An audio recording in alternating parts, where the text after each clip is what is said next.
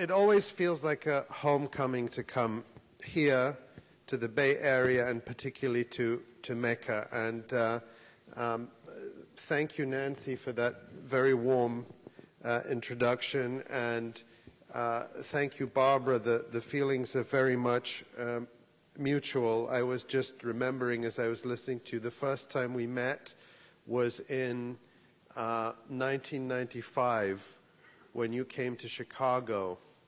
And I remember you coming to raise awareness and support for the work that MECA was doing to build playgrounds for communities in Palestine who are actually designing and building playgrounds. And the energy that I saw then, just this incredible energy and determination, was exactly the same as I see now, and I see reflected in all the work that MECA does and that I saw when I saw you in the streets of Cairo just a few months ago, that relentless determination and focus on the mission. And I know, though, that for all the energy and commitment you bring, you have nurtured an incredible team, an incredible organization, and I'd also like to thank Ziad and Penny and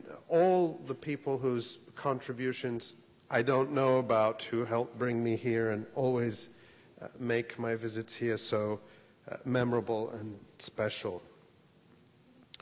I want to start by talking about something that just happened in the past week or so, a controversy, a little storm over in Harvard. I don't know if you heard about it here. I know that Harvard is very far away and somewhat irrelevant to what happens in the Bay Area. But a fellow at the Harvard University's Weatherhead Center for International Affairs, a gentleman by the name of Martin Kramer, gave a speech. The Weatherhead Center, incidentally, is the largest institute for public affairs at Harvard University. Kramer gave a speech at the annual Herzliya conference in Israel, which is sort of this annual shindig of Israel's military and political establishment. And it's often attended by other sort of far-right American security types. This year, for example, it was addressed by New York Times columnist Thomas Friedman.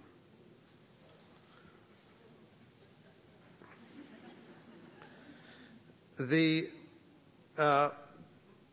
gist of Kramer's speech was, he said, you know, the United States has got it all wrong in its approach to radical Islam. It's not because of, they don't hate us because of our support for Israel. They don't hate us because of what we're doing in Iraq or Afghanistan. They don't even hate us because, you know, there are these radical preachers who are radicalizing young people. They hate us because there's too many of them. That the average population in, the average age of the population in Iraq is something like 19, or the median age. In Gaza, it's 19. And so there is a youth bulge. And all these, his words, superfluous young men, because there's too many of them, become violent radicals. What he proposed as a solution was that measures should be taken to prevent focusing specifically on Palestine and even more specifically on the Gaza Strip, that measures should be taken to prevent the birth of superfluous Palestinians. What he said, and I quote, is, Israel's present sanctions on Gaza have a political aim, to undermine the Hamas regime. But if they also break Gaza's runaway population growth, and there is some evidence that they have, that might begin to crack the culture of martyrdom, which demands a constant supply of superfluous young men. This, he claimed, would be treating the issue of Islamic radicalism at its root. On his website, he went further and said that the West should cut off what he called pro-natal subsidies, not prenatal, pro-natal subsidies to Palestinians. What are pro-natal subsidies? The idea here is that the West is funding Palestinians to have babies. What are these pro-natal subsidies? Well, he said it. That the humanitarian aid, the food that 80% of the population of Gaza is dependent on because of the blockade, and schooling for children acts as a pro-natal subsidy. So if funds for UNRWA, the UN Agency for Palestine Refugees, were cut off, then the birth rate would fall, the number of Palestinians would decrease, and Islamic radicalization would stop. To quote him, he said, "UNRWA assures that every child with refugee status will be fed and schooled regardless of the parents' own resources, and mandates that this refugee status be passed from generation to generation in perpetuity."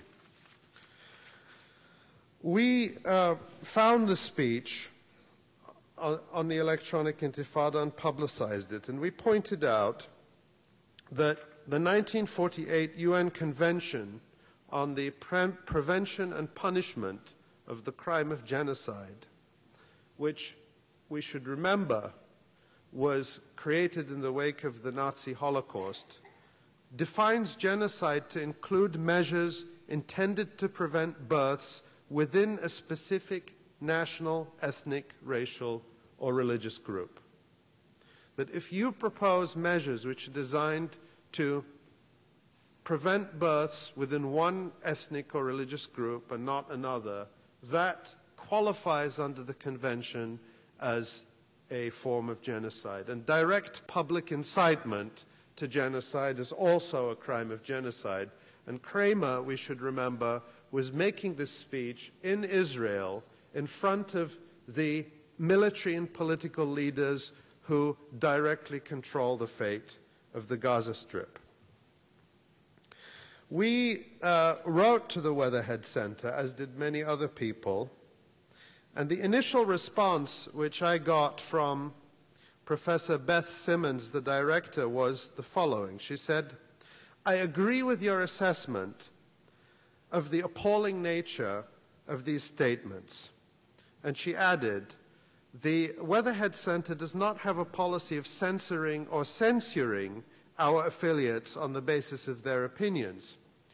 I very much hope you bring these words to the attention of others affiliated with the Weatherhead Center, Harvard, and the broader community, where I hope they will garner their just reaction."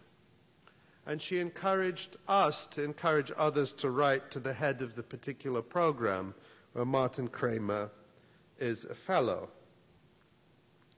A short time later, however, a strange thing happened.